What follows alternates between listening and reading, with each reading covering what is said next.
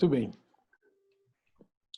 Vamos dar início à nossa live.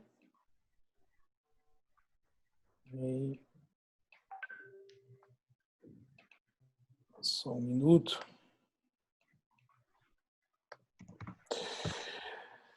Vamos lá. Antes de começarmos, eu gostaria de agradecer a Deus por mais esse dia, não é? E que proteja a todos nós, proteja a humanidade dentro desse cenário. Mas eu gostaria de agradecer a cada um de vocês que se encontra aqui na nossa plataforma, na nossa live. Esse é um projeto social do Instituto, todos nós aqui estamos gratuitamente nos doando, passando conhecimento para vocês, discutindo, trazendo o que há de melhor no direito, né? Umas cabeças pensantes do direito, as maiores autoridades sobre os assuntos que vão abordar. As nossas próximas lives, nós vamos ter uma live no dia 20, sempre às 19h30, nós vamos ter uma live no dia 23/4 sobre federalismo e crise em tempos de pandemia. O palestrante é o juiz federal Clênio Jair Chuzzi, a doutora Raquel Andrade e o doutor Marcos Antônio Rios da Nóbrega. No dia 27, nós temos uma outra live, também às 19h30, aspectos jurídicos do contrato de plano de saúde e os impactos da pandemia. Será com o doutor Gabriel Schumann, doutor Elton Fernandes, a doutora Paula Moura, do Rio de Janeiro, o Elton Fernandes de São Paulo, Gabriel Schumann de Curitiba, e o doutor Marcos Errado de Alagoas. No dia 30, nós teremos uma outra live, que são as medidas jurídicas tributárias decorrentes da pandemia. O tributarista Rodrigo Numeriano, o doutor José Maria de Arruda Andrade. Eu também queria, antes de começar, convidar os senhores para que acompanhem o site do Instituto, o www.institutoluismariomoutinho.com.br. Lá vocês podem assistir às lives que eventualmente não tenham acompanhado. E também, quem não estiver acompanhando no Instagram, @Instituto LM Moutinho, aí eu peço, nós estamos pertinho de chegar aos 10.000 seguidores e fica aí um agradecimento para quem for lá e passar a acompanhar. Mas vamos lá. Nós temos hoje, nós vamos falar sobre o pacote anticrime. Temos a presença, e aqui o meu agradecimento muito especial, ao ministro Rogério Schett Cruz, o ministro do Superior Tribunal de Justiça. Ele é doutor e mestre em Direito Processual pela USP, a Faculdade do Largo de São Francisco. É ministro do Superior Tribunal de Justiça, professor do mestrado em Direito da Universidade 9 de Julho, na Uninove, autor de dezenas de artigos e livros jurídicos, entre os quais o mais recente, Prisão Cautelar, Drama, Princípios e Alternativas. Está na sua 5ª edição e foi publicado, distribuído pela editora Juspodium. Também temos a honra de receber o desembargador federal, desembargador João Pedro Gebran Neto, do TRF4. O desembargador tem assento na 8ª turma daquele tribunal, que tem competência em matéria penal. O desembargador é mestre em Direito Constitucional e especialização em Ciências Penais e Processo Penal. As duas pela Universidade Federal do Paraná. É autor de livros, e dentre eles, Direito à Saúde, Inquérito Policial e Aplicação Imediata dos Direitos e Garantias Individuais. Advogado, também uma referência na área penal, o doutor Marlos Arnes de Oliveira, advogado sócio do Arnes de Oliveira e Andreasa Advogados Associados. Ele é doutor em Direito e mestre pela PUC do Paraná. Membro do Instituto de Advogados do Paraná, membro do IBCCRIM, que é o Instituto Brasileiro de Ciências Criminais, membro da ABA, a American Bar Association, diretor vice-presidente do IBDPE, Instituto Brasileiro de Direito Penal Econômico. O Dr. Marlos foi presidente da OAB Curitiba nos anos de 2004 a 2006 e é advogado à área penal.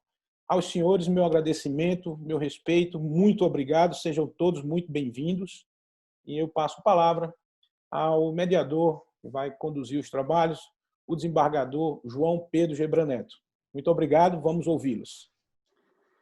Boa noite a todos, um agradecimento especial ao Instituto Luiz Mário Moutinho pela oportunidade de estar aqui novamente conversando com os senhores sobre tema tão importante que é o pacote anticrime, que teve início de vigência em janeiro último. Cumprimento o ministro Rogério Schietti Cruz, é uma satisfação redobrada, não apenas em revê-lo, mas em dividir essa live promovida pelo Instituto ILMM. Também cumprimento o Dr. Marlos Arnes Oliveira, com quem estamos mais uma vez dividindo um evento, é uma honra muito grande.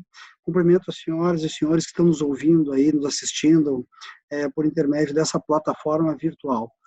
Neste momento, deste cenário aí de bastante tristeza da Covid-19, onde estamos todos recolhidos às nossas casas, tentando ao máximo possível fazer um isolamento, é com alegria que nós podemos discutir temas importantes que impactam a vida da sociedade, inclusive temas fora da Covid, como é o caso do pacote anticrime.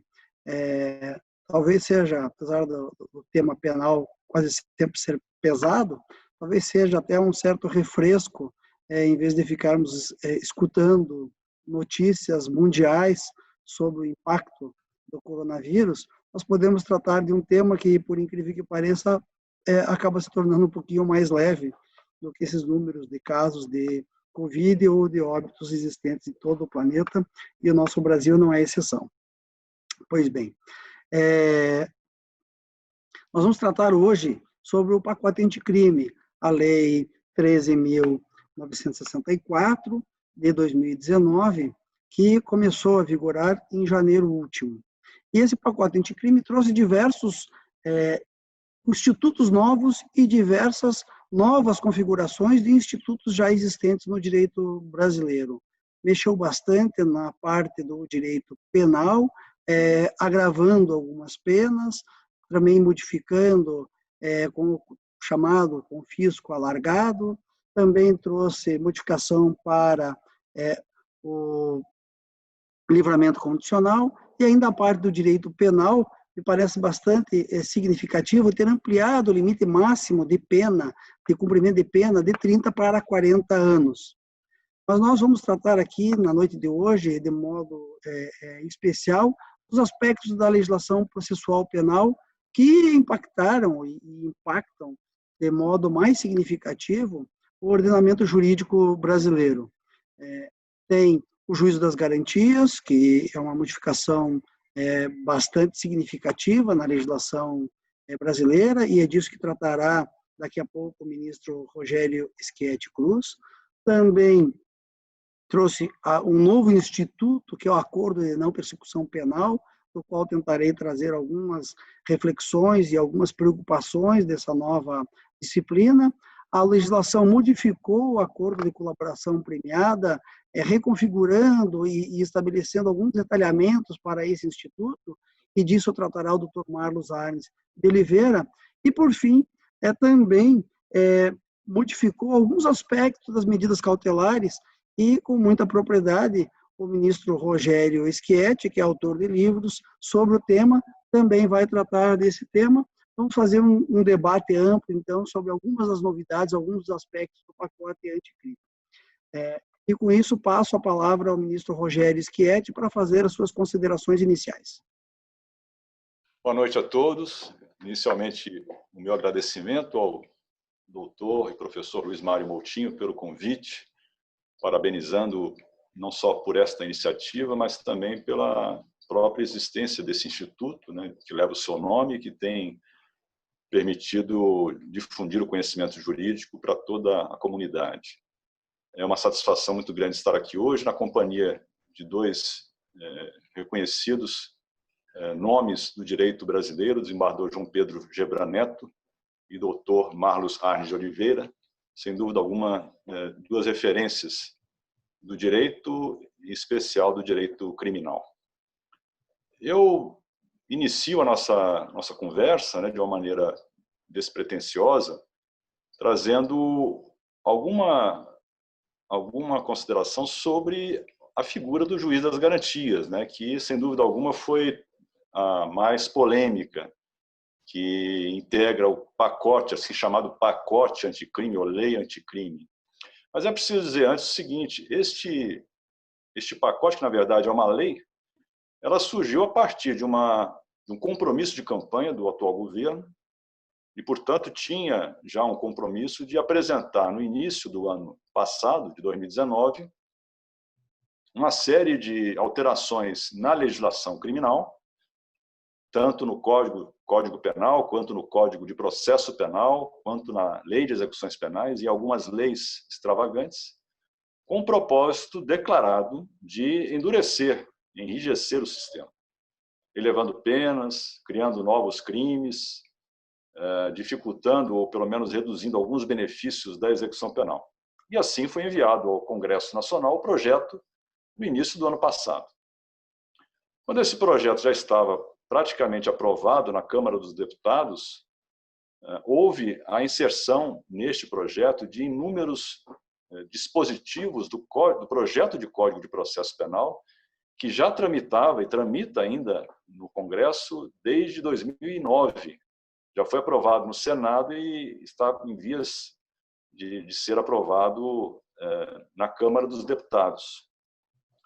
E o que foi feito é que, com esses novos dispositivos, o projeto foi para o Senado e ali foi aprovado praticamente em 24 horas, sem nenhuma deliberação sobre os novos artigos acrescentados e mesmo os antigos.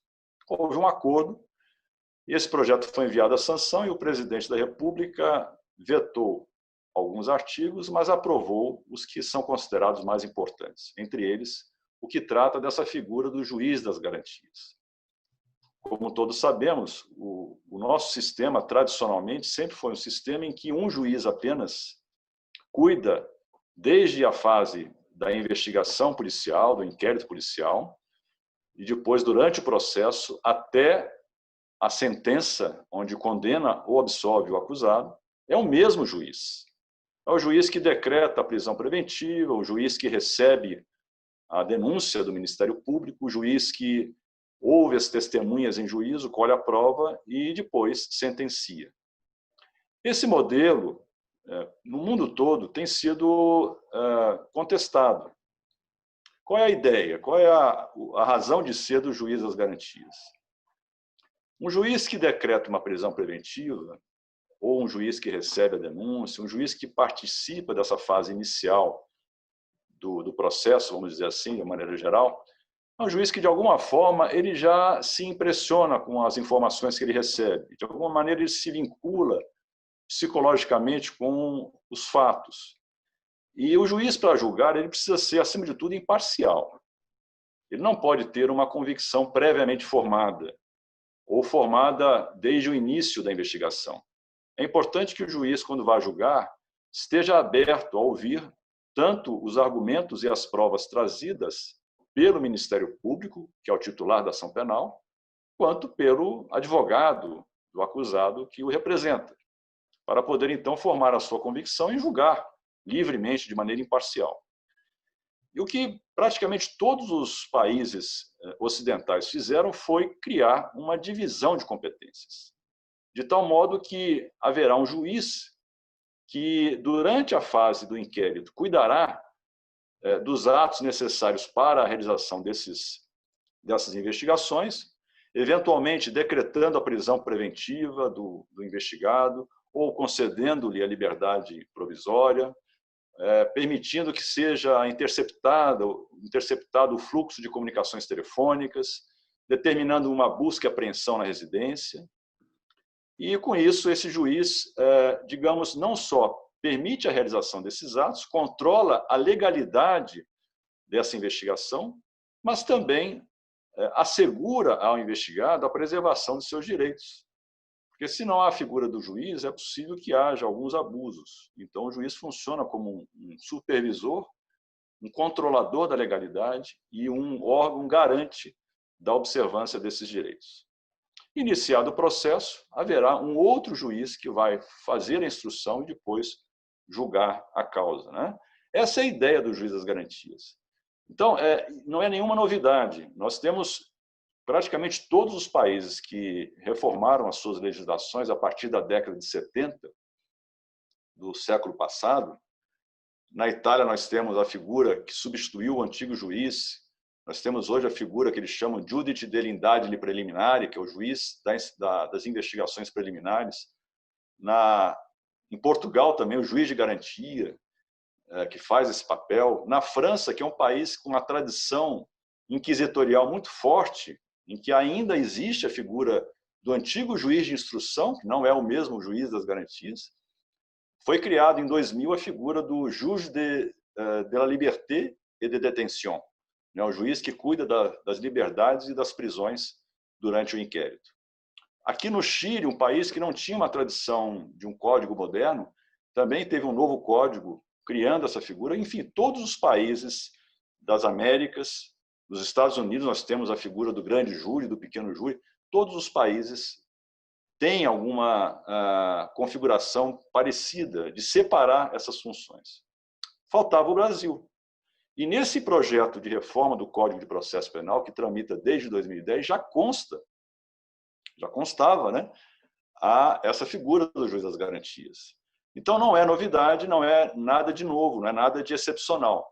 A questão toda esta é a grande polêmica que se formou, que é a seguinte: o Brasil tem condições atuais de não só instituir, mas fazer funcionar este juiz das garantias? Esta é a pergunta que precisa ser respondida. E, antes de mais nada, quero dizer que foi muito providencial, a meu ver, não sei se os colegas concordam, a suspensão pela presidência do Supremo Tribunal Federal e depois pelo seu ministro relator da ação de inconstitucionalidade, da vigência desses juízes das garantias. Por quê? Porque a lei foi aprovada na véspera do Natal, dia 24 de dezembro, e entraria em vigor, como de fato entrou, um mês depois. Portanto, em um mês, toda a justiça criminal brasileira deveria se organizar para fazer funcionar o juiz das garantias. E nós vamos perceber que, na prática, na realidade, nós temos um país com mais de 5.500 municípios, um número de comarcas enorme, em que há apenas um juiz que cuida de todas as competências dessa comarca, tem que substituir outros juízes de outras comarcas, tem que viajar durante a semana para realizar audiências nos municípios que integram esta comarca. E, portanto, já é atualmente, antes do juiz das garantias, extremamente difícil, se não impossível, para os juízes que fazem um trabalho magnífico. Nós temos hoje cerca de 18 mil juízes, com uma média anual de 1.800 decisões. É o equivalente a 7 sentenças por dia. É um trabalho hercúleo que os juízes brasileiros desempenham.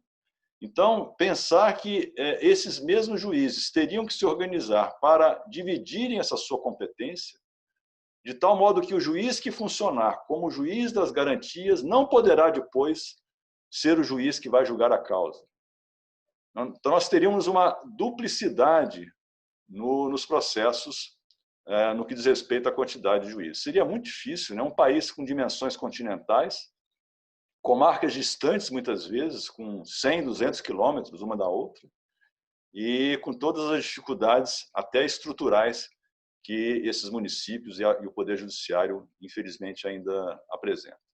Então, é um juiz que, creio eu, mais cedo ou mais tarde, deverá ser implementado no Brasil, mas talvez, naquele momento, não estivéssemos ainda preparados. Oxalá estejamos já prontos para, em breve, termos a possibilidade de contarmos com essa figura, porque todos ganharão, né? Na verdade, se nós tivermos uma estrutura capaz de atender a essa demanda que é enorme, nós temos hoje 80 milhões de processos tramitando na justiça brasileira, dos quais cerca de 7 milhões e 500 mil são processos criminais, e não é nada fácil dar cabo a toda essa demanda que é crescente no país, com índices de criminalidade altíssimos, né? Só em homicídios são, hoje, cerca de 50 mil homicídios por ano, né?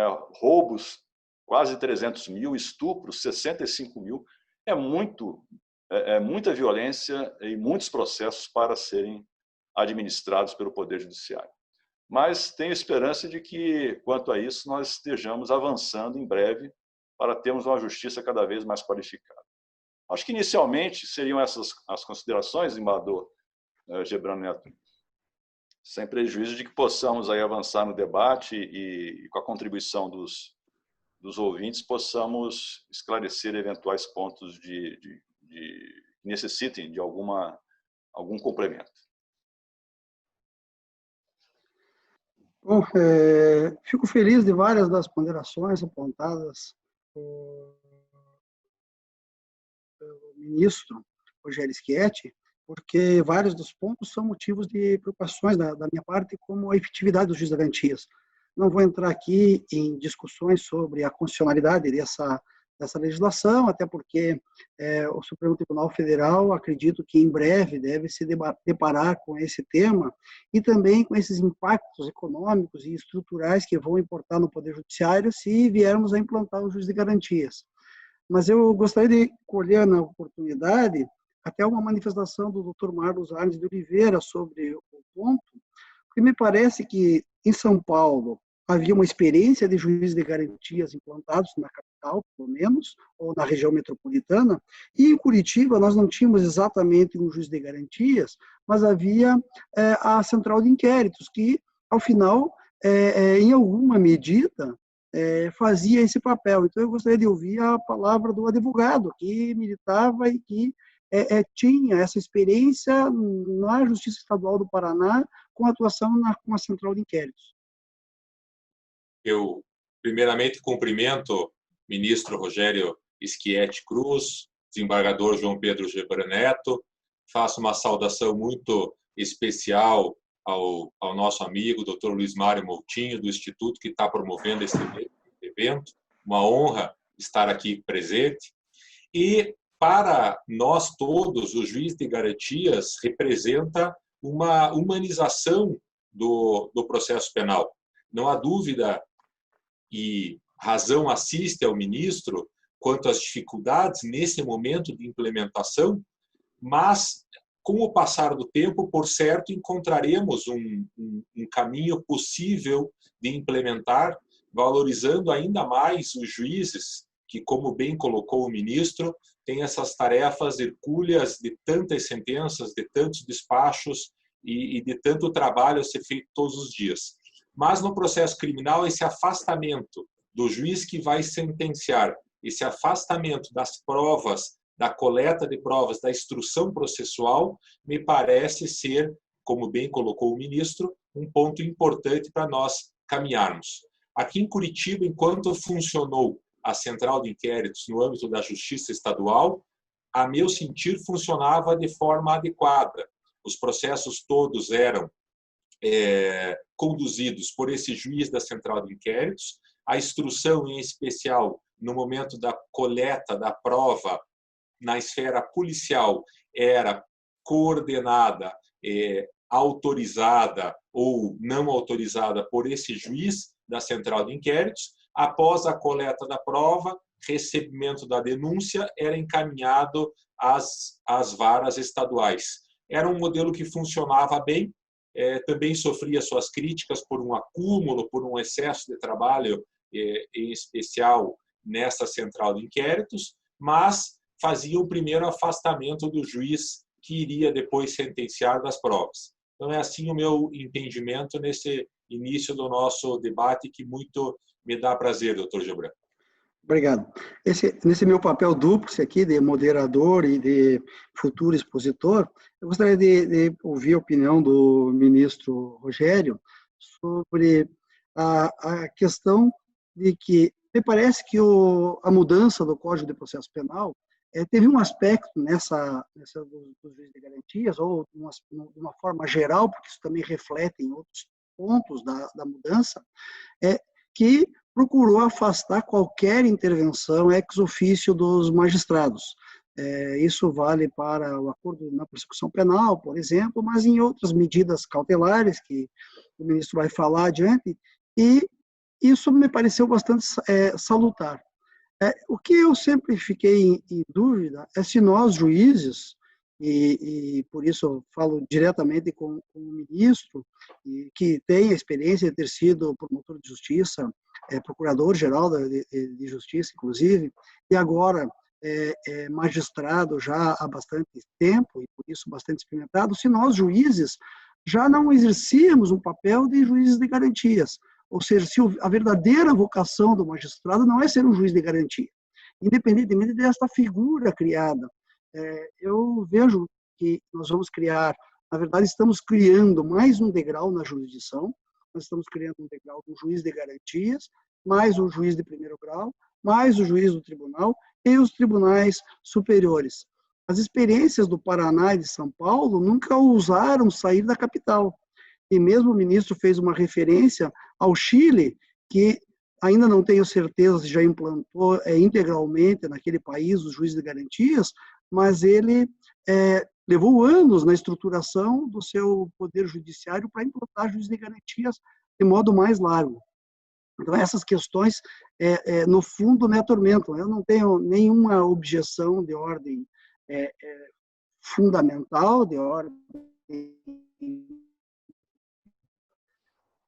prática na existência do juiz, mas mais que no meu caso e do ministro, se nós não somos juízes de garantias em função do exercício da jurisdição pelos juízes de primeiro grau. Sem dúvida, desembargador Gebra Neto, eu concordo integralmente. Todo juiz, acima de tudo, é um juiz que fiscaliza a correta aplicação da Constituição da República e das leis. E no âmbito criminal, nós sabemos muito bem que a figura do juiz é essencial para assegurar que eventuais excessos cometidos pelo Poder Executivo ou pelo Estado, administração, não interfiram na liberdade do acusado. O acusado deve ser julgado pelo crime que está sendo acusado, deve ser, se for o caso, condenado, mas com respeito a todas as garantias. Não é possível um processo penal que utiliza meios quaisquer para obtenção de um fim, ainda que justo. A legitimidade de um processo criminal se encontra nos meios com os quais se obtêm sentenças finais. E nesse papel de garantidor dos direitos, a figura do juiz é a mais destacada, né? Mas, de fato, a dificuldade do juiz das garantias é imensa, né? Como eu disse, num país como o Brasil. É preciso dizer o seguinte, que faltou dizer, o projeto vinha com uma proposta, como eu disse, muito endurecedora da legislação, e acabou recebendo enxertos de última hora de cunho garantista, né? Essa é uma delas, uma das inovações, o juiz das garantias, as medidas cautelares pessoais, né? Algum reforço nos dispositivos que já existiam. Então, é até meio, eu diria que é um pouco contraditório dizer que o pacote é um pacote anticrime, porque, na verdade, é um pacote que tem dispositivos muito rígidos, sim, na parte penal, mas no âmbito processual penal tem outras mudanças importantes, né, sobre as quais não teremos tempo de conversar, que são mudanças que limitam o papel do Estado, né, na persecução penal. Mas essas experiências existentes, como a de São Paulo, de Curitiba, como bem destacado, elas eram nas capitais. A dificuldade maior do juiz das garantias é a sua implementação por todo o território nacional, né? Mas eu tenho a esperança, assim como destacou o Dr. Marlos Arne, de que com o tempo nós encontremos mecanismos para a implementação dessa nova figura. Até porque o processo eletrônico vai ser muito importante para isso, né? Há um outro tema que é palpitante, que é o juiz que realiza audiência de custódia, e esse sim, talvez seja até de mais difícil implementação, porque a lei passa a exigir, embora já era isso uma resolução do Conselho Nacional de Justiça, que o preso seja apresentado em 24 horas, sob pena de tornar nula aquela prisão. E isso foi suspenso também pelo Supremo Tribunal Federal, porque, de fato, eu acredito que em muitos locais do Brasil será impossível apresentar um preso em 24 horas a um juiz que muitas vezes não está naquela comarca, né? Ele estará distante dali e será preciso um deslocamento que demanda uma estrutura que certamente muitos municípios e muitas polícias estaduais não terão a seu dispor, né? Então, é mais uma vez o grande dilema, a distância, né, entre o mundo do dever ser, o mundo dos livros, o mundo da academia e o mundo do foro, o mundo real, o mundo dos fatos. Essa distância no Brasil é muito grande e o sistema se torna mais efetivo, mais legítimo à medida que nós diminuímos essa distância e o direito que é praticado no foro corresponde ao direito que é pensado nos livros e nos códigos. E se o doutor Gebran me permitir, o ministro teve a oportunidade de colocar 2 pontos muito importantes aqui. Um ponto de vista prático, quanto à audiência de custódia. É tão importante a audiência de custódia, foi de tão difícil a implementação e em muitas comarcas hoje ela se tornou uma mera formalidade. Então essa distância que o ministro coloca é uma distância que nós, advogados, sentimos aqui em primeiro grau nessa atuação. Como é complexa como é complexo nós trazermos a lei até a prática e uma boa prática. E um ponto fundamental para nós entendermos a lei anticrime é outro ponto que o ministro colocou. Nós recebemos, o Congresso recebeu um pacote anticrime duríssimo e devolveu ao presidente da República para a sanção uma lei anticrime com inúmeras garantias processuais que não estavam dentro do envio desse pacote. Houve eu não diria um desvirtuamento, porque seria, mas houve um desmonte daquele pacote inicial que gerou inúmeras críticas, inúmeros elogios, e é importante nós entendermos isso que o ministro colocou, porque a lei anticrime ela está justamente nesse aspecto de bipolaridade, eu gosto de dizer. Ora garantindo direitos, como é o caso do juiz de garantias e outras inúmeras garantias, e ora aumentando o cumprimento das penas, endurecendo sobremaneira a execução penal.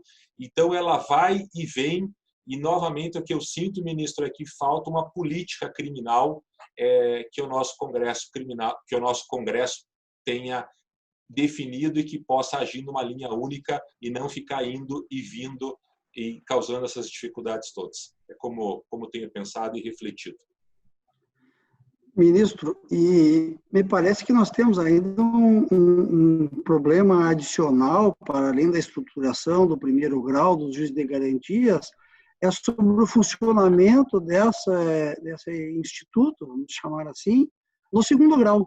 Como é que nós, que atuamos em órgãos colegiados, vamos trabalhar, principalmente nos casos de competência originária, a julgar que, nos casos recursais, nós ainda manteríamos as nossas competências independentemente do juízo de garantias. Gostaria de ouvir a sua ponderação sobre isso. Exatamente, essa tem sido, Badal Gebran Neto, um questionamento frequente, porque a nossa justiça ela é estruturada de uma maneira peculiar. Nós temos a competência, em razão de algumas autoridades que exercem certos cargos, uma competência deslocada para um julgamento único, diretamente no Tribunal de Justiça, ou no Superior Tribunal de Justiça, ou no Supremo Tribunal Federal, a depender de qual cargo que é ocupado pelo detentor dessa prerrogativa, né? E aí o julgamento é único perante um órgão colegiado. Nos tribunais superiores, no STJ, são 15, os 15 mais antigos. No Supremo é toda a composição do plenário, né? E nos estados, nos tribunais de justiça dos estados, alguns dos mais antigos que julgam em corte especial. Eu não acredito, na minha avaliação, pelo menos inicial, que se irá estender essa garantia para o julgamento dos processos por crime de competência originária dos tribunais. Porque a ideia que justifica a ratio essendi, digamos assim, do juiz das garantias é a preservação da imparcialidade do julgamento, ou evitar que um juiz que já tenha formado a sua opinião durante o inquérito seja o mesmo a julgar. Nos tribunais, quando há competência originária, salvante aquelas hipóteses em que o próprio ministro faz a investigação, geralmente a investigação continua a ser feita pela polícia, sob a supervisão do Ministério Público ou pelo próprio Ministério Público, é apresentada a denúncia, ela é recebida pelo órgão colegiado, depois há um julgamento, enfim, em outra sessão. É claro que existe algum tipo de vínculo psicológico entre o momento de receber a denúncia e depois de julgar. Mas a ideia que talvez relativiza esta obrigatoriedade do juiz das garantias é de que estamos diante de um órgão colegiado, composto aí por 15 magistrados, né? Então, isso se dilui. Talvez o juiz relator, o desembargador relator ou o ministro relator possa, de alguma forma, ficar mais vinculado, mas os outros não. Os outros estão julgando, provavelmente, sem ter um contato mais próximo com o processo antes do seu julgamento. Então, eu acredito que não vai se aplicar o juiz das garantias em segundo grau não, julgamento de ações originárias, porque em segundo grau, em apelações, não haveria esse questionamento, seria mais para as ações penais originárias. Bom, eu também tenho essa compreensão e vamos aguardar aí o que os tribunais, especialmente os tribunais superiores, dirão sobre o tema, mas fico bastante confortável com a posição que o ministro Rogério Schietti acabou de aduzir. Eu acho que nós poderíamos avançar para outro aspecto, e eu gostaria de discorrer brevemente e ouvir também do ministro e do doutor Marlos as considerações sobre o acordo de não persecução penal. Essa é uma figura nova, trazida pela legislação, o chamado pacote anticrime, que modifica o artigo 28 do Código de Processo Penal e introduz o artigo 28A da mesma legislação. E nessas duas regras, a primeira, vou referir rapidamente no arquivamento do inquérito policial do artigo 28, me parece que o legislador aqui andou, ao meu juízo, muito bem ao incluir a vítima como uma das pessoas, um dos personagens que deve ser ouvido em relação ao arquivamento do inquérito policial. Eu já, de longa data, reclamava academicamente da ausência de participação da vítima. A vítima era um grande esquecido do nosso processo penal, poderia muito eventualmente atuar ali como auxiliando a acusação, mas ela não poderia, em relação ao arquivamento, externar qualquer inconformismo. E agora a legislação traz este ponto bastante positivo. Também me pareceu interessante que, em relação ao arquivamento, houvesse essa remessa ao órgão superior do Ministério Público. Mas me parece bastante extravagante que tenha se instituído um reexame necessário. O que está hoje no artigo 28 para cada pedido de arquivamento do Ministério Público, a guisa de querer afastar o magistrado desse procedimento, criou-se um exame necessário em desfavor do investigado. Me parece bastante estranha esta figura. Eu preferiria a solução do código anterior, onde o magistrado fazia um certo controle acerca do pedido de arquivamento formulado pelo promotor de justiça ou procurador da República. Bom, isso é do que trata o artigo 28 caput. Agora, o artigo 28A trouxe a figura do acordo de não persecução, ou seja, criou um instituto onde o Ministério Público pode formar um acordo com o investigado e seu procurador. Obviamente, o investigado tem que ter a defesa técnica, a orientação qualificada do advogado, para hipóteses casos específicos que o legislador estabeleceu, para que esse acordo de não persecução faça com que o Ministério Público não avance com a denúncia e o réu se sujeita, o investigado, na verdade, se sujeita a determinadas condições que pactuou com o Ministério Público. E este pacto, depois de realizado, é levado à homologação judicial. Aí, esse instituto começam a surgir diversos questionamentos e diversos desafios que nós, operadores do direito, vamos ter que nos debatermos. O primeiro deles, que eu gostaria de trazer a reflexão dos senhores, sem apresentar qualquer solução de minha parte, é em relação à proposta que o Ministério Público faça, eventualmente excessivamente onerosa das condições propostas. Chegando à condição que o investigado preenche os requisitos legais para auferir o acordo da persecução, mas o Ministério Público oferece como solução ou como condições para o cumprimento, condições muito próximas do que seria, por exemplo, um cumprimento de pena em regime aberto. A reparação do dano, mas condições especiais bastante desfavoráveis. E o réu fica numa condição que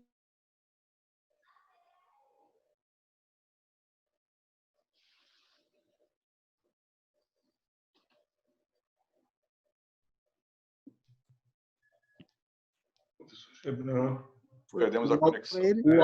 O áudio cortou. Volta um pouquinho. Opa, perdão. Final. Tá. Voltou? Então, voltou o áudio, por favor? Voltou sim. Então, o investigado fica naquela condição de tudo ou nada, e ou pega aquele pacote, ou ele se submete ao processo penal. Então, nós não temos ali uma figura que permita avaliar. O que a lei traz é a possibilidade de intervenção do magistrado, quando as cláusulas ele, magistrado, considerar excessivas, ou abusivas, ou irrisórias, ou mínimas, depois do acordo firmado. Mas o réu não pode se sujeitar a um acordo que ele, o investigado, no caso, um acordo que ele considera abusivo, para ficar no aguardo do magistrado declarar essa abusividade. Então, esse é um ponto que eu gostaria de destacar. O segundo ponto que eu gostaria de destacar, e eu festejo a existência desse acordo de não persecução, é sobre a aplicação em relação aos processos em andamento, ou mesmo em relação a futuros processos onde haja desclassificação ou absolvição do réu quando ele responde por mais de um crime. Se nós vamos fazer aplicação retroativa no curso da ação penal, ou se essa aplicação tem que se dar exclusivamente no âmbito do inquérito policial. Nós já temos diversos questionamentos hoje nos tribunais sobre esse aspecto da retroatividade ou não retroatividade desse acordo de não persecução em relação aos processos que já estavam em andamento ao início da vigência da legislação. E isso traz diversos desafios, né? Obviamente, não se pode anular uma denúncia recebida a tempo e modo corretamente com a superveniência da legislação. O que fazer? Nós vamos fazer uma suspensão do processo, vai se transformar esse instituto da não persecução em uma forma de não persecução, de suspensão do processo, por exemplo. Esses são alguns dos desafios que estão postos e que eu gostaria de ouvir as considerações tanto do ministro quanto do Dr. Marlos.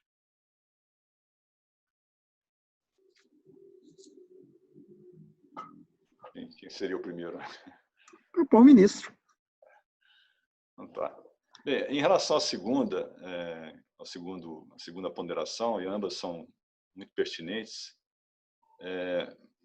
eu pediria licença para passar a bola depois para o Dr. Marlos Arnes, porque é um tema que provavelmente será alçado em algum processo ao STJ, né, por algum habeas corpus, e nós temos que decidir essa questão da lei processual penal no tempo. Sim. E a sua possível retroação para alcançar situações já, não digo consolidadas, mas que ainda estejam em andamento, mas que já tenha passado aquele momento que seria o correto durante o inquérito, né? Então, eu confesso que ainda não tenho uma posição firme, não julguei ainda nenhuma causa sobre isso, mas é algo que certamente nos ocupará aí nos próximos meses, né?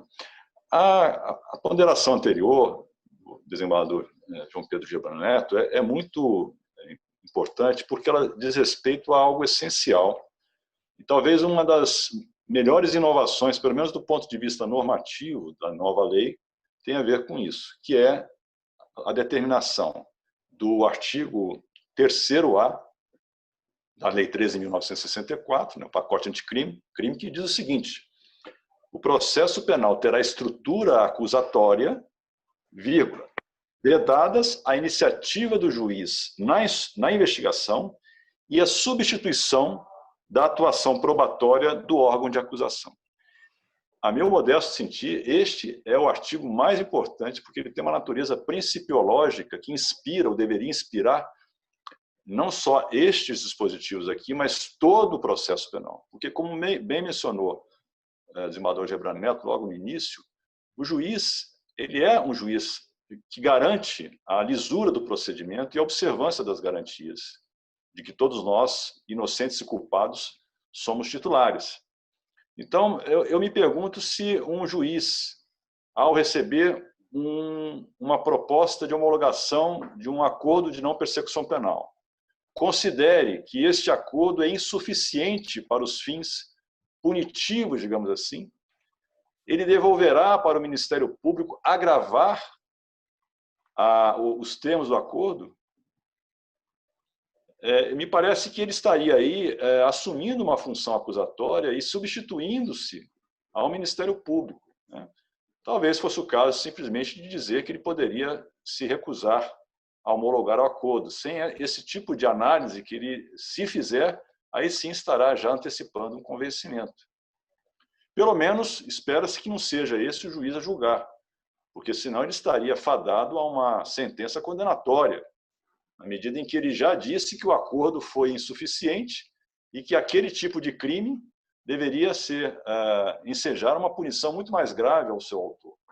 Então, de alguma forma, ele se compromete, como também se comprometerá ao entender que o acordo é excessivo.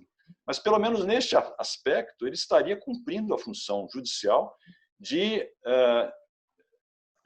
eliminar qualquer tipo de excesso acusatório que eventualmente venha a ocorrer. Então, esse papel do juiz na celebração do acordo, na homologação do acordo, deveria se ater somente aos aspectos da voluntariedade e da legalidade, como, aliás, diz o próprio artigo 28A em um dos seus parágrafos. Mas me preocupa um pouco, viu, desembargador Gebrand, essa dicção da lei, que parece contradizer, a meu ver, o artigo 3º-A, que está suspenso por uma questão meramente tópica. Ele está dentro do capítulo do juiz das garantias, mas não tem necessariamente a ver com o juiz das garantias. É um princípio que passa a reger toda a persecução penal brasileira, eliminando, ou pelo menos mitigando, um caráter inquisitorial, que é uma tradição do nosso sistema de justiça criminal.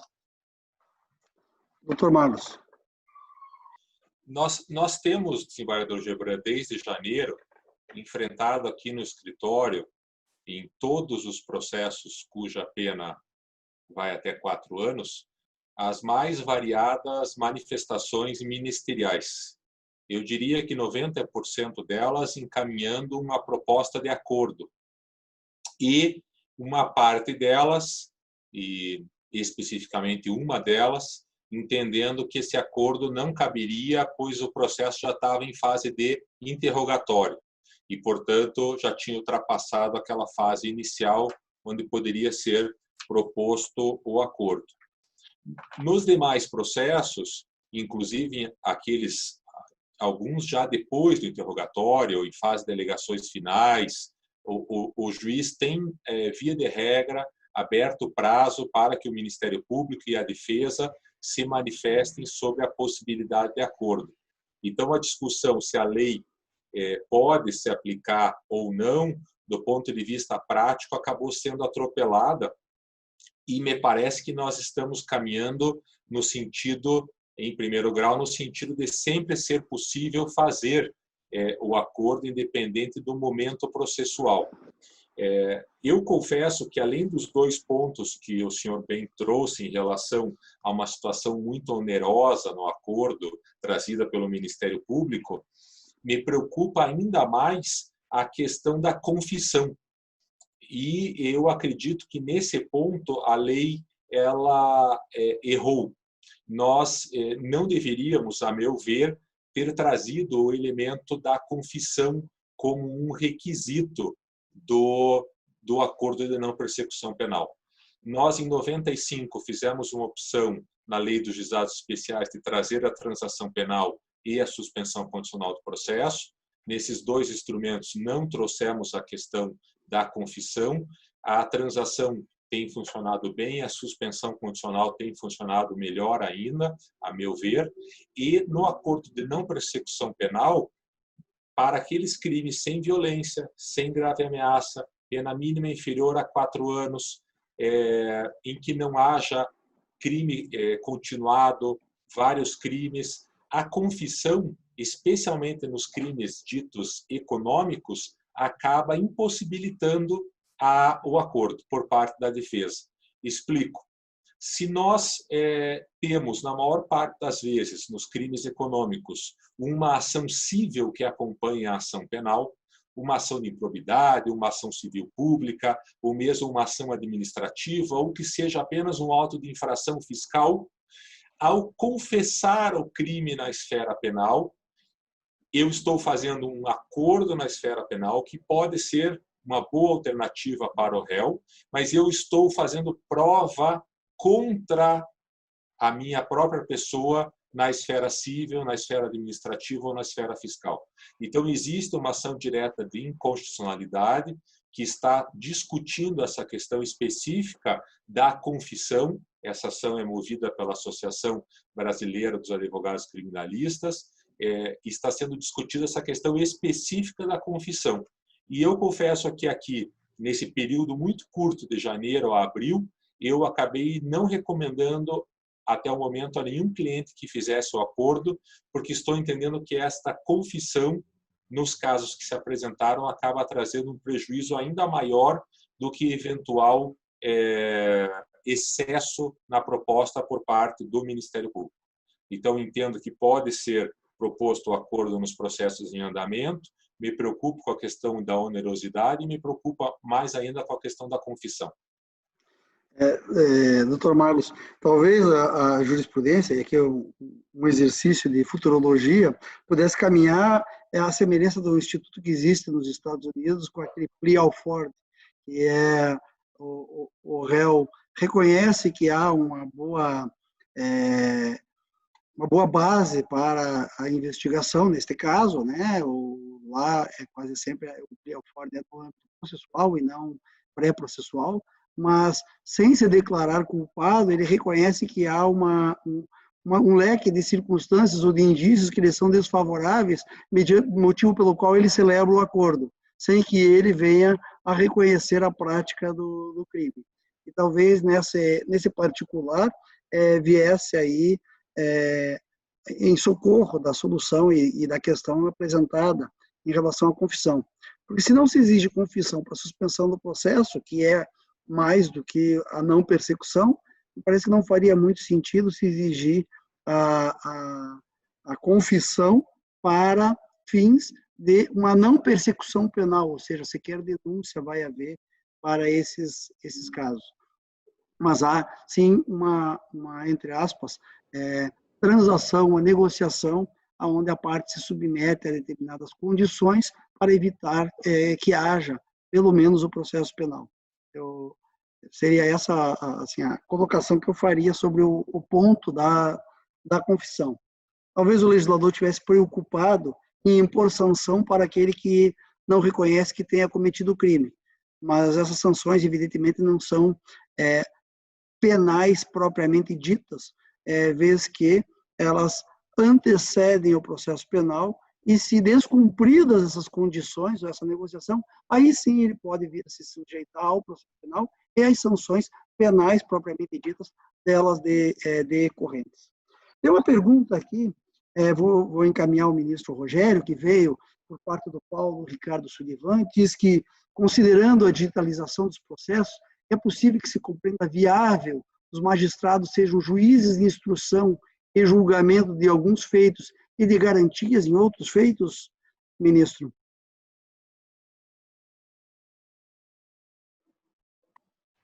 Sim, me parece que não há nenhum impedimento, porque, na verdade, o que nós teremos que fazer é uma divisão de competências, né? O que a lei passa a não mais permitir é que o mesmo juiz que examinou o inquérito, controlou a legalidade do inquérito, seja o que irá julgar a causa, né? Veja, a lei, inclusive, a nossa lei, ela permite dar competência ao juiz das garantias para receber a denúncia. Alguns até questionam isso, porque o modelo ideal seria o modelo italiano. No modelo italiano nós temos 3 juízes, né? Ou 3 juízos. O primeiro que cuida da investigação, digamos, protegendo a legalidade da investigação. O segundo que realiza o que eles chamam de audiência preliminar, né? Que é o recebimento da denúncia.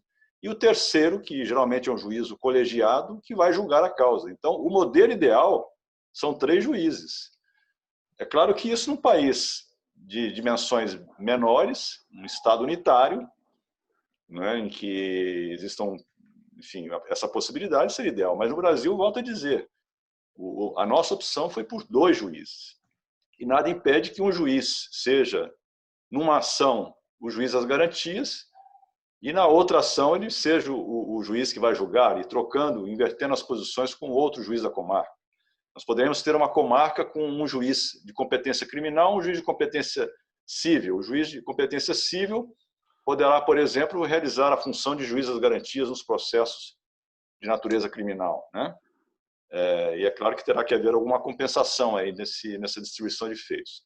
Mas a ideia, existe uma comissão, né, no Conselho Nacional de Justiça que está examinando todas essas possibilidades para que se encontre a melhor alternativa. Eu tenho certeza de que isso ocorrerá e, de alguma forma, esse juiz vai funcionar.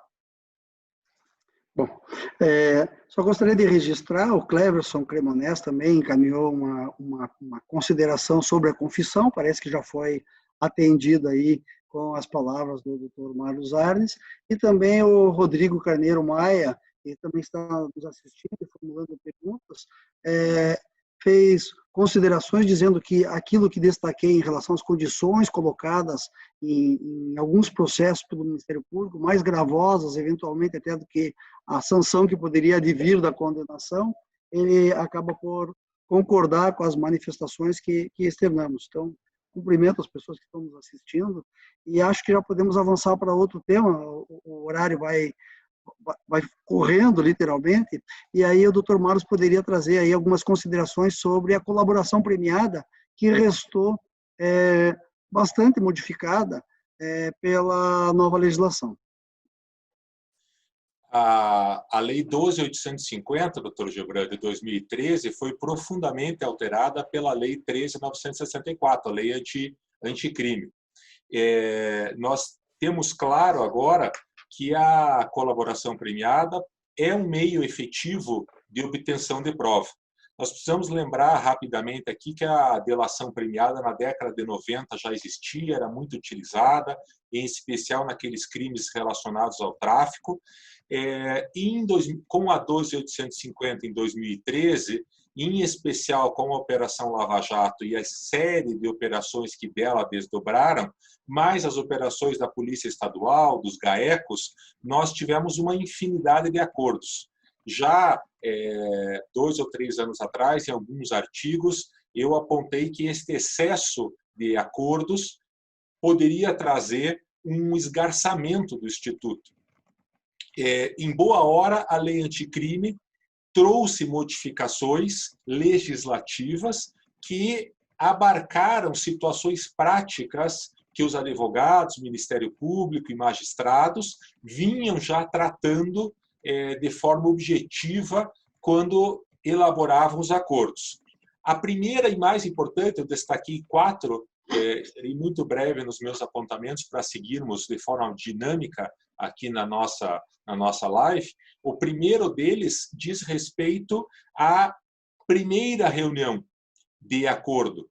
Se a defesa, o colaborador, apresenta e não há uma recusa justificada por parte do Ministério Público, ou seja, estamos abertos a uma negociação, já nesta primeira reunião é firmado um termo de confidencialidade.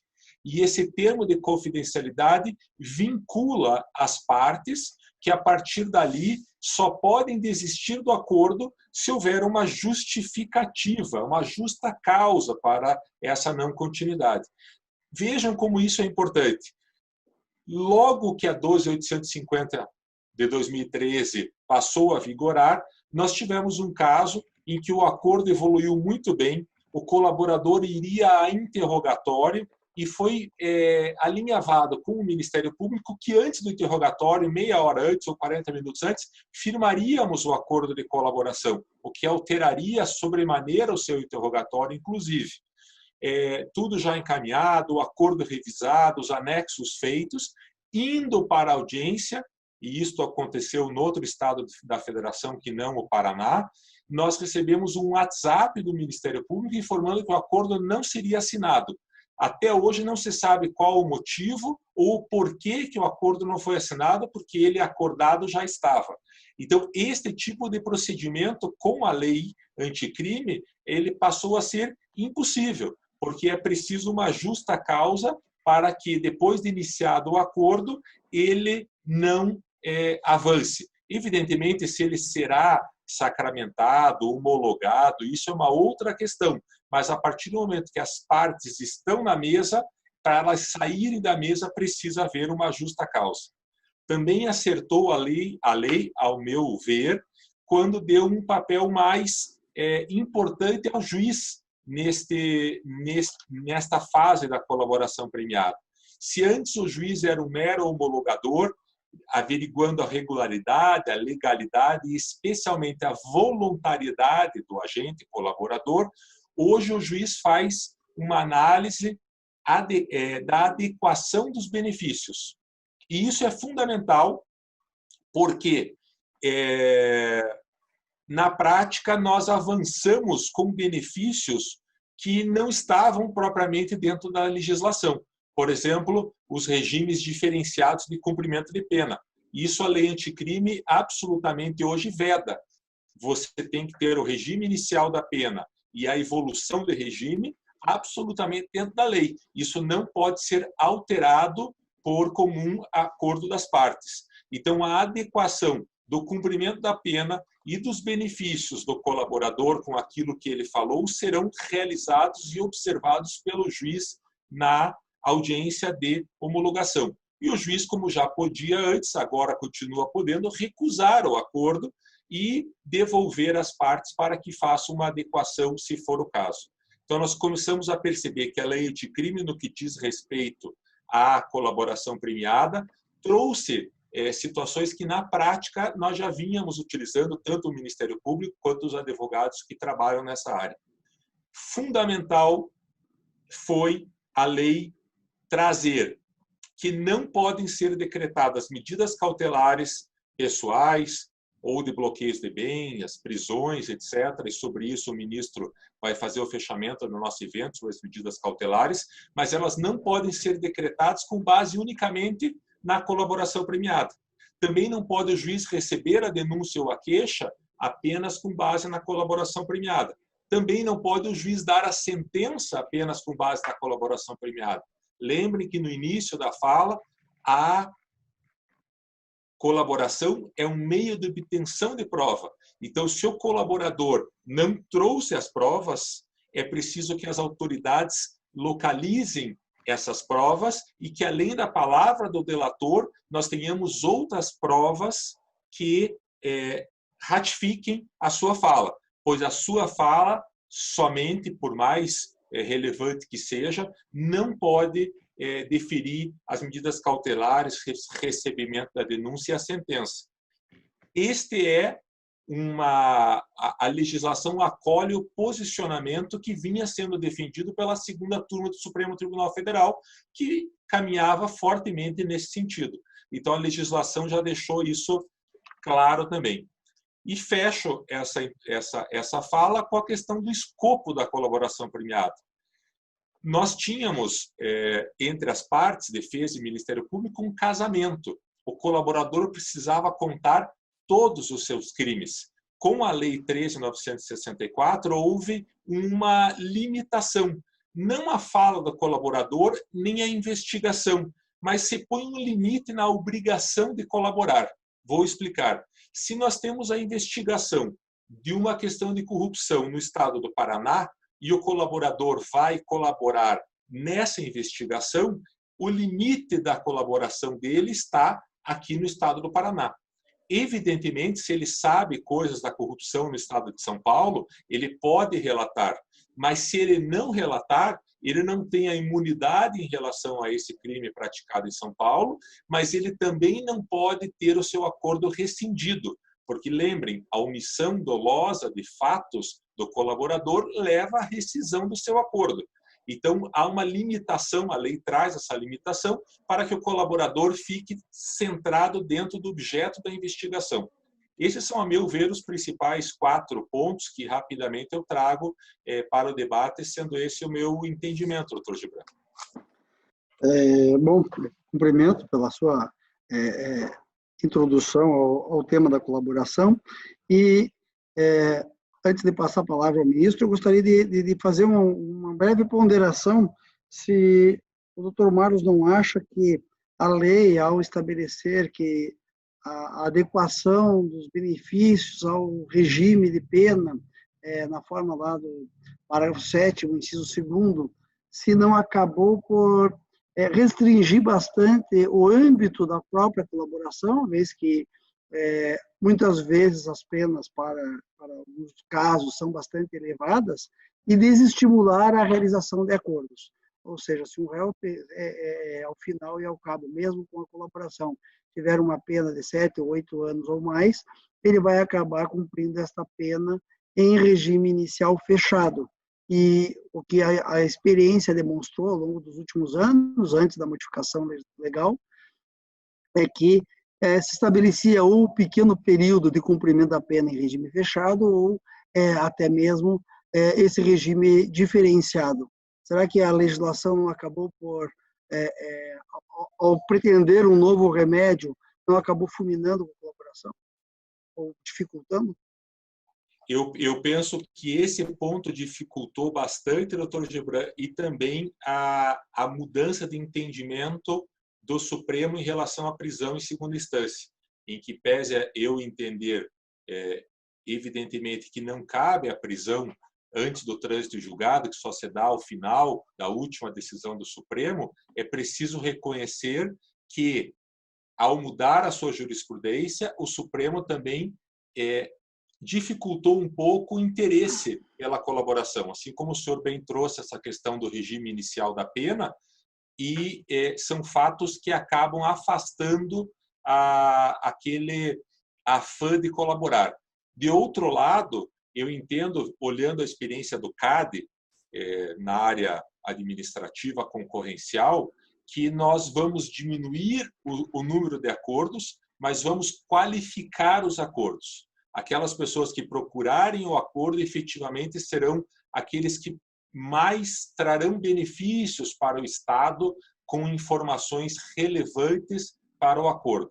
A experiência do CADE tem sido muito profunda nesse sentido, em fazer apenas 2 acordos por fato. Não é possível com uma terceira ou uma quarta pessoa, então há realmente uma corrida para ver quem se apresenta primeiro, há uma corrida para ver quem traz melhores provas e há uma escolha por parte do CADE de com quem vai fazer o acordo.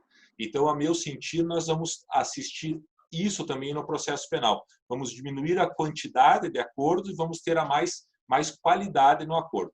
Assim que eu enxergo. Muito bom. Gostaria de ouvir o ministro Rogério Schietti.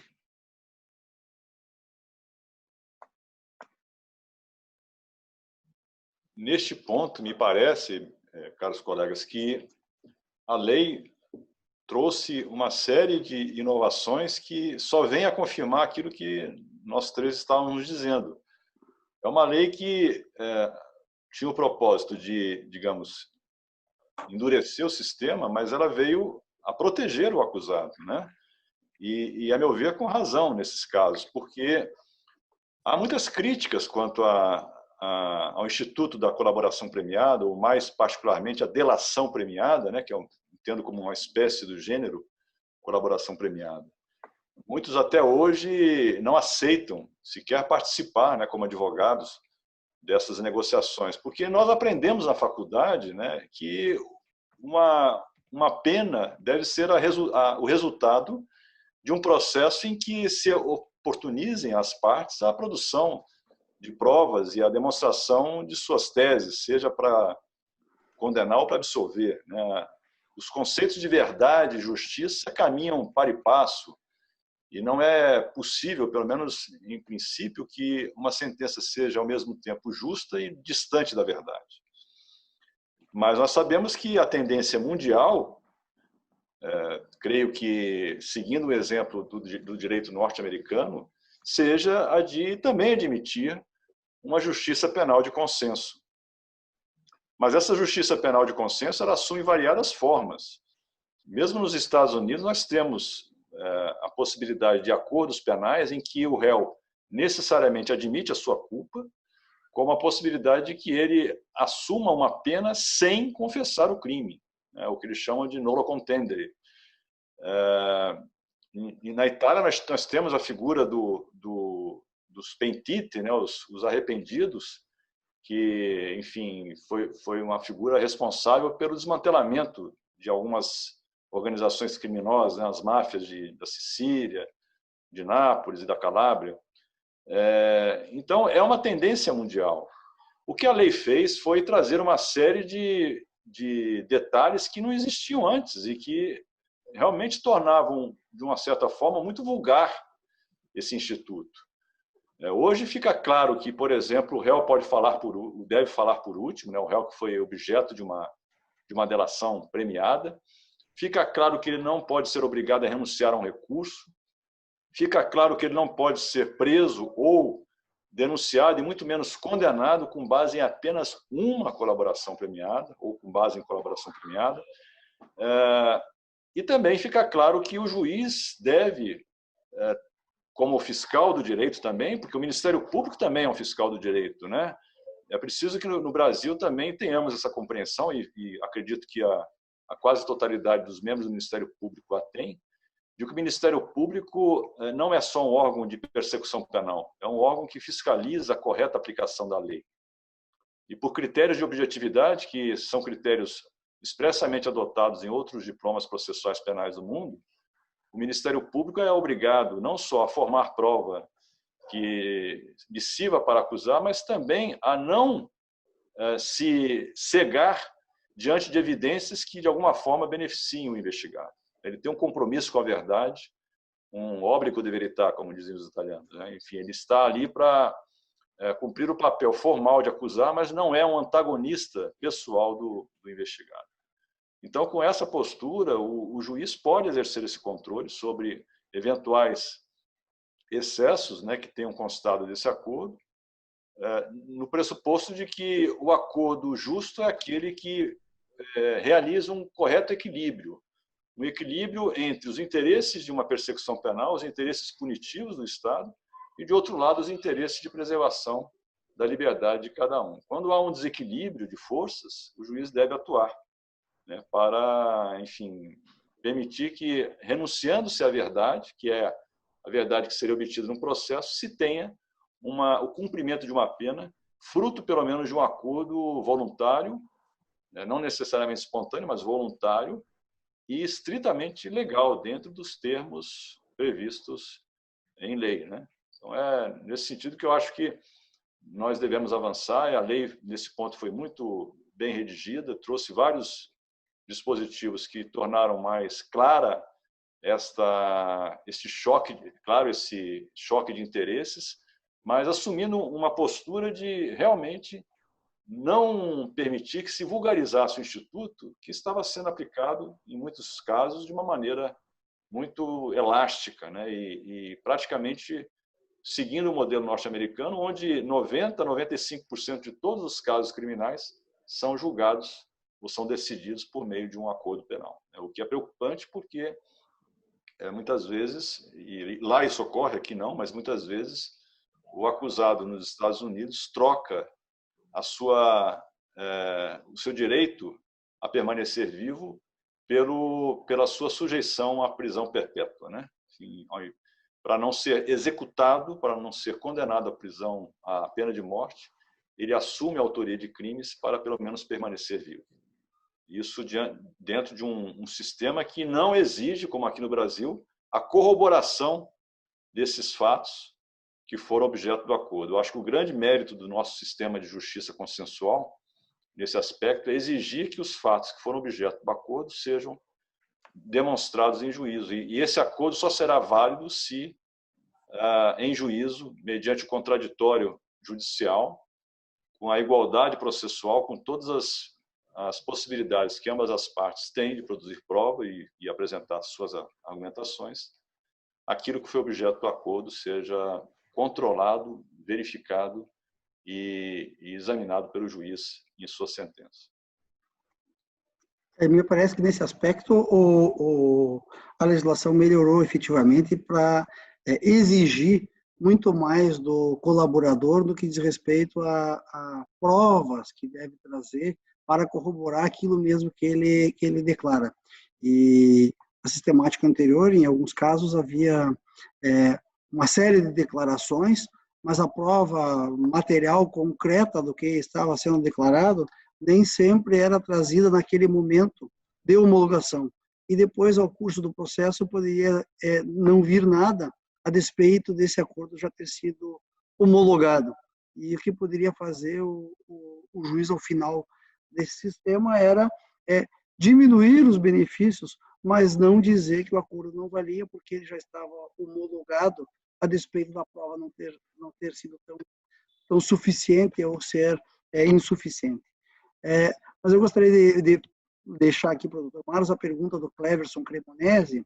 Ele gostaria de saber, se for possível, se o colaborador cumprir com 80% do acordo, por exemplo, se a rescisão irá operar de imediato e se esse colaborador perde todo o prêmio ou haverá o adimplemento substancial do acordo conforme a previsão do Código de Processo Civil. Nós temos hoje uma profunda discussão doutrinária e jurisprudencial quanto à questão da rescisão do acordo. Me parece que no caso que o Cleverson está apresentando, em que o colaborador cumpriu 80% do acordo, será difícil uma rescisão e uma perda de todo o prêmio. Por outro lado, a lei não prevê também uma renegociação do acordo. Então, é preciso entender que quando as partes, tanto o Ministério Público quanto a defesa, o colaborador, entram em acordo, esse acordo é feito para ser cumprido. E, na prática, quando não há esse cumprimento do acordo, no mais das vezes, isso tem acontecido por falta de dinheiro para efetuar o pagamento das multas. A parte fica, como nós dissemos, com outras ações cíveis, administrativas, fiscais, que acabam retendo o seu patrimônio, acaba não conseguindo pagar a parte pecuniária do acordo. Então, nós temos assistido aí sim uma possibilidade de esticar esse pagamento, por assim dizer, porque não há interesse, a meu ver, do sistema judiciário de que haja uma quebra do acordo quando foi feito um bom acordo e cumprido a maior parte dele. Mas ainda estamos numa fase inicial dessa discussão e esse ponto, Cleverson, a nova lei também não resolveu. Eu vou fazer uma última pergunta aqui e depois já passo a palavra ao ministro para ele tratar sobre as medidas cautelares. Mas tem uma pergunta que me pareceu bastante interessante, feita pela Ana Paula Carpes, se a sentença de pronúncia poderia ser proferida com base nas declarações do colaborador, tendo em vista o disposto no artigo, no inciso 3º do artigo 4º, parágrafo 16 da Lei 12.850. Se vale para a sentença de pronúncia ou mesmo que vale para as sentenças condenatórias.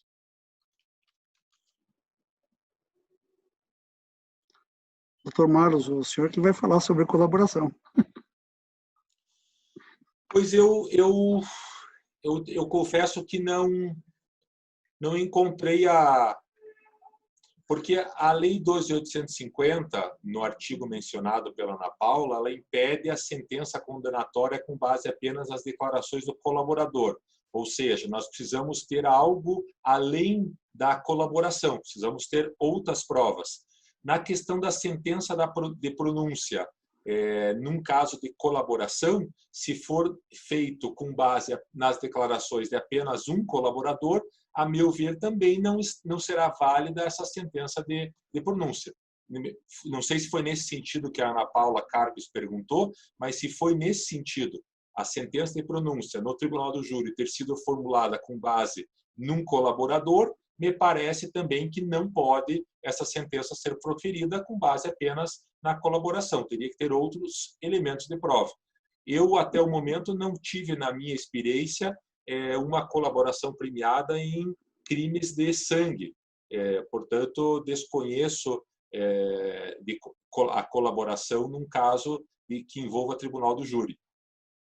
Eu vou dar um pitaco, dizendo que, na verdade, o parágrafo fala em sentença condenatória.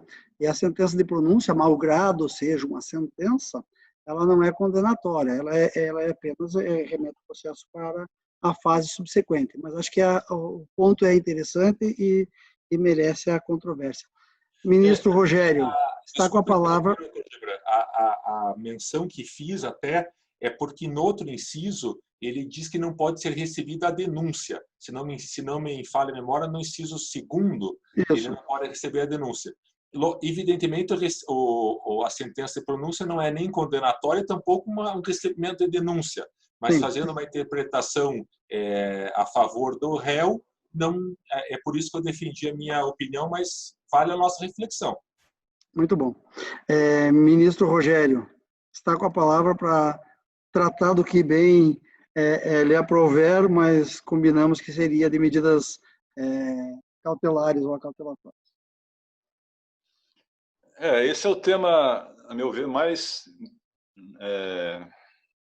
não vou dizer mais inovador, não é mais inovador, mas é aquele que mostra um caráter, uma preocupação muito grande do legislador em oferecer um rol de garantias ou um cerco de legalidade maior a esse instituto, né, da prisão preventiva e das medidas cautelares pessoais em geral. Nota-se na redação da lei, que nada mais é do que a importação, como eu disse, dos dispositivos do projeto do Código de Processo Penal, uma preocupação muito grande com a fundamentação ou a motivação das decisões que decretam a prisão preventiva do investigado ou do réu. Inicialmente, como logo no início o desembargador Gebran mencionou, elimina-se a possibilidade que o juiz, sem provocação, decrete uma prisão. Isso, inclusive, durante a ação penal, que era ainda a possibilidade que, antes da reforma legal, se previa, né, a possibilidade que o juiz, durante uma ação penal, decretasse a prisão preventiva. Agora não é mais possível, ele deve ser provocado, e durante a ação penal, somente pelo Ministério Público, titular da ação penal pública. Uma outra modificação muito importante, e essa está trazendo uma dificuldade concreta para muitos juízes, é o que em alguns sistemas se chama de procedimento examinatório. Enfim, quase todos os códigos de processo penal modernos prevêem a necessidade de que o juiz, periodicamente, reavalie a validade, a necessidade daquela prisão preventiva, né? Porque na prática, o que acontecia, ou ainda acontece, enfim, porque a lei está começando a ser aplicada. Alguém tem a sua prisão preventiva decretada logo no início do inquérito policial, quando é convertida a prisão em flagrante em prisão preventiva, e esse processo dura muitas vezes meses ou até anos, sem que o ato seja revisto.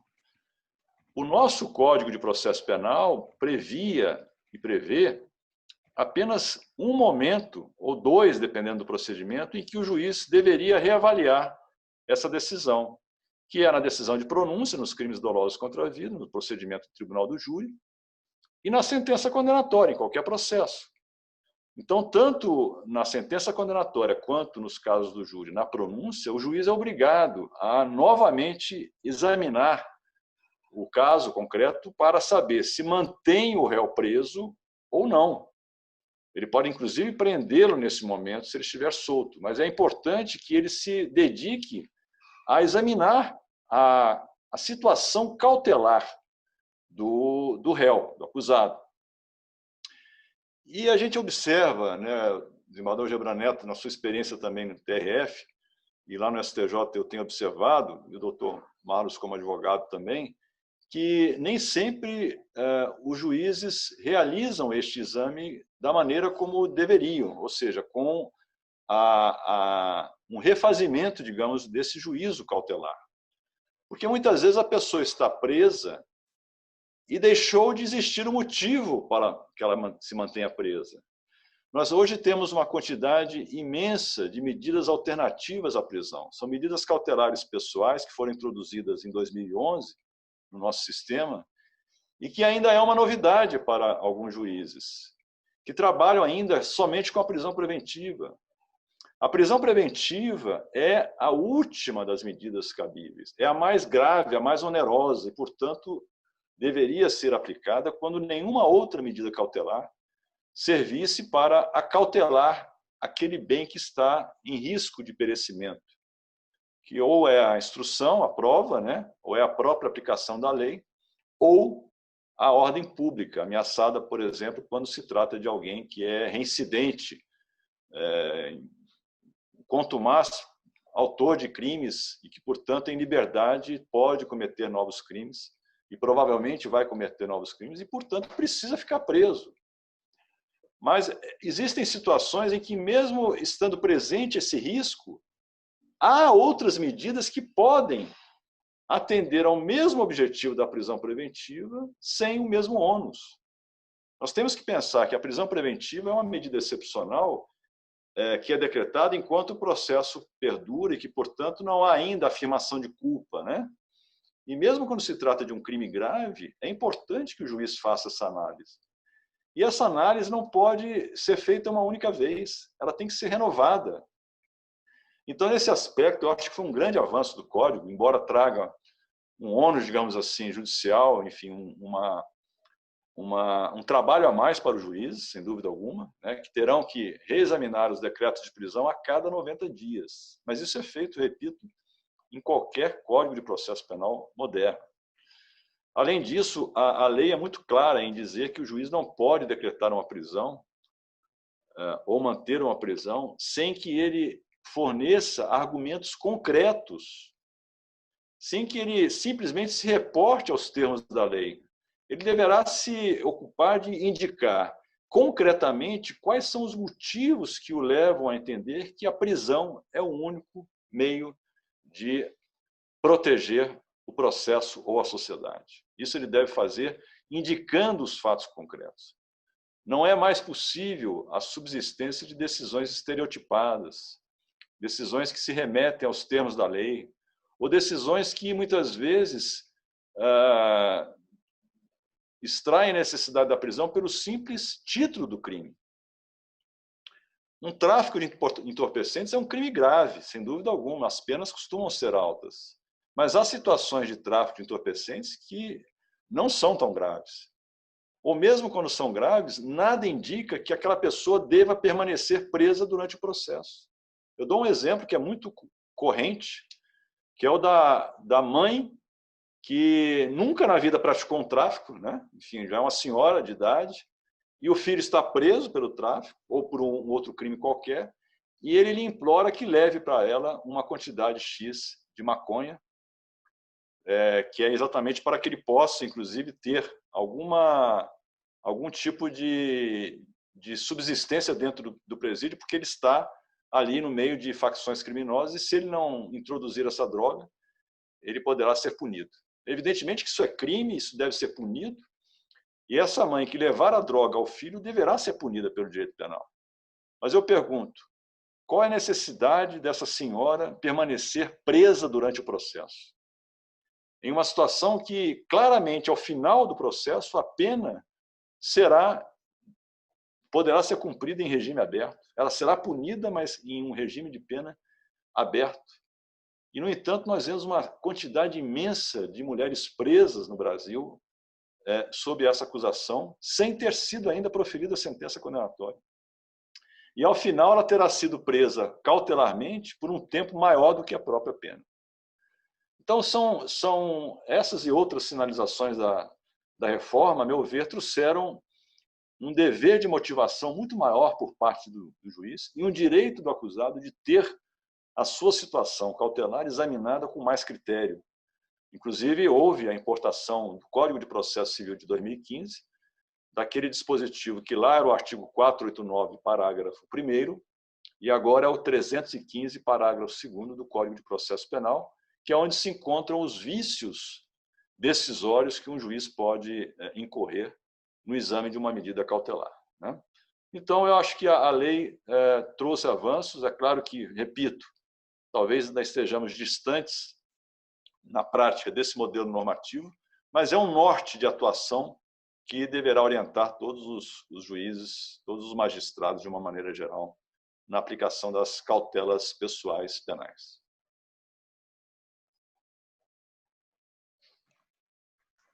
Basicamente era isso. Obrigado.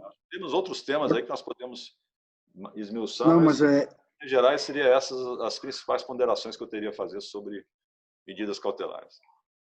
não, extremamente importante. Eu acho que deve-se louvar o fato da lei ter reforçado algo que está na Constituição e algo sobre o qual nós, magistrados de segundo ou terceiro grau, exercemos o controle, que é sobre a fundamentação. Decisões judiciais têm que ser fundamentadas, e fundamentadas não é reprodução de dispositivo legal, fundamentada é declaradas as razões pela qual aquela decisão foi tomada, e é sobre este ônus, que eu acho bastante grande, é que nós exercemos o controle. São as razões pelas quais a decisão foram tomadas. Não sei se o doutor Marlos queria trazer mais alguma consideração sobre esse aspecto. Depois nós temos ainda mais algumas perguntas que foram.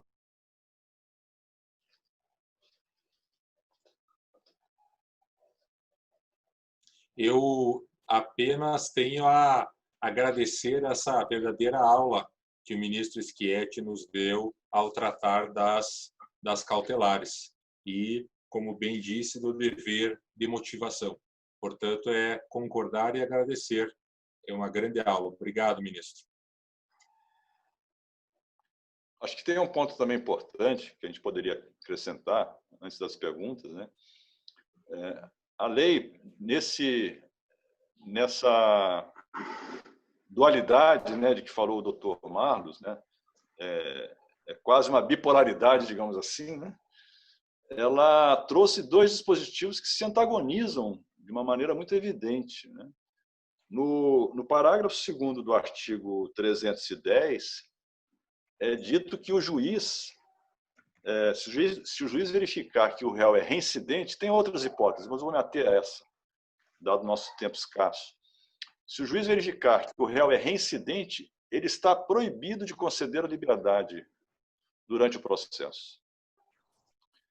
Então, nós retornamos a um sistema em que havia uma espécie de prisão preventiva obrigatória. E nós eliminamos a capacidade e a liberdade que o juiz deve ter de examinar caso a caso. Um processo penal não se faz por atacado, o processo se faz singularmente, com o exame das peculiaridades de cada caso. Eu posso ter um réu que cometeu um único crime, mas pela maneira como ele cometeu esse crime, a revelar tal periculosidade que ele não pode ser colocado em liberdade. Tem que ser mantido preso enquanto durar o processo. E eu posso ter um outro processo em que se trata de um réu que cometeu um crime de média gravidade e que não pode ser mantido preso simplesmente porque, alguns anos atrás, praticou um outro crime. Muitas vezes um crime de menor importância. Eu não posso, por exemplo, impor necessariamente uma prisão cautelar por alguém que foi condenado por um crime de injúria, um crime contra a honra, ou um crime de ameaça, um crime de um pequeno furto. Simplesmente por isso eu vou mantê-lo preso. Então, vejam, é um dispositivo que, a meu sentir, e eu estou muito livre para dizer isso, porque eu já escrevi sobre isso, a meu sentir, será considerado inconstitucional pelo Supremo Tribunal Federal, como já houve em situações similares anteriormente. E veja que mais adiante, a mesma lei traz no seu artigo 313, parágrafo 2º, a seguinte dicção: não será admitida a decretação da prisão preventiva com a finalidade de antecipação do cumprimento de pena ou como decorrência imediata de investigação ou de recebimento da denúncia. Então, o que o legislador disse aqui, e aqui sim, digno de elogios, foi: não se pode utilizar a prisão preventiva como prisão punitiva, como uma antecipação da pena. A prisão que decorre de uma pena pressupõe o juízo de reprovabilidade de condenação, a partir de provas que tenham sido produzidas de acordo com o devido processo legal. Uma prisão preventiva ela se baseia num juízo hipotético, um juízo de plausibilidade, de probabilidade e de periculosidade da liberdade do réu.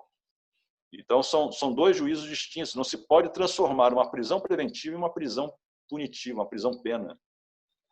E é por isso que muitas prisões acabam sendo desconstituídas pelos tribunais, quando se percebe que o juiz, ao invés de examinar a necessidade cautelar daquela prisão, acaba se antecipando no juízo de condenação que ele só pode fazer quando for proferir a sentença após o desenrolar de todo o processo. Então, é um dispositivo para elogiar e outro para criticar, né? E me parece uma contradição muito evidente, uma contradição interna da lei que é explicada, creio, por esse modo como ela percorreu o Congresso Nacional e como houve a inserção de dispositivos que contrariavam uma linha ideológica distinta da que acabou sendo, pelo menos nesse aspecto, votada e aprovada. Bom, isso me parece bastante claro também, porque a própria lei faz remissão a um dispositivo que não é correspondente. Ela faz remissão a um dispositivo do anteprojeto de Código de Processo Penal, quando que demonstra que foram juntadas duas leis e faltou talvez um cuidado final de redação. Eu acho que o adiantado da hora permite que nós interrompamos por as nossas explanações e comentários e devolvo a palavra ao Dr. Luiz Mário Moutinho para que faça o encaminhamento que entender adequado para esse encerramento. Bem, encantado estou, assim como imagino que todos que por aqui passaram e que continuam assistindo. Meu agradecimento a cada um dos senhores, ao desembargador Gebran Neto, que pedi que fizesse essa interlocução entre essas mentes brilhantes, como o do ministro Schietti e do Dr. Marlos Arnes, diante da sua dimensão na área penal. Muito obrigado, desembargador Gebran. Eu aqui fiquei como um espectador, como estou na magistratura há 26 anos, dos quais uns 23 no cível. Então, voltei a me lembrar de muitas coisas. Ao ministro Schietti, minha admiração, que já era bem elevada, se torna maior ainda pela beleza do seu coração, no que diz respeito à ponderação e à justiça, o compromisso não com a aplicação cega da lei, mas com o justo, com o tratar diferentes, pessoas diferentes, fatos diferentes, de forma diferente.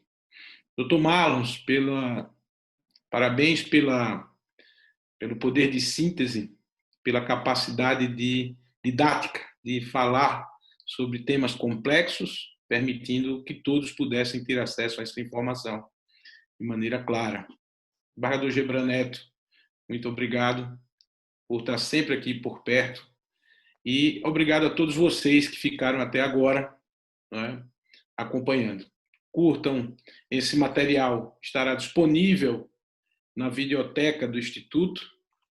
Nós teremos uma outra live agora sobre federalismo em tempo de crise. Será no dia quinta-feira, na próxima quinta-feira, também às 19 horas. Peço que quem assistiu, quem não curtiu ainda o Instituto lá no Instagram, dê um cliquezinho. E, enfim, muito obrigado a todos vocês. Obrigado ao Tony, que está por trás desse símbolo do Instituto, que é a pessoa que fica na parte técnica. Obrigado ao Antônio, que está sempre nos apoiando aqui. E obrigado, antes de tudo isso, a Deus, que nos deu mais esse dia, mais essa possibilidade e nos permitiu, né, exercitar, eu acho que, ministro, a palavra do dia, não é? Ou da era, na verdade. Exercitar a solidariedade. Todos nós aqui nos doamos para distribuir conhecimento, e isso é expressão de solidariedade. Muito obrigado a todos os senhores, uma boa noite e até o próximo encontro. Um abraço. Obrigado. Obrigado. Obrigado.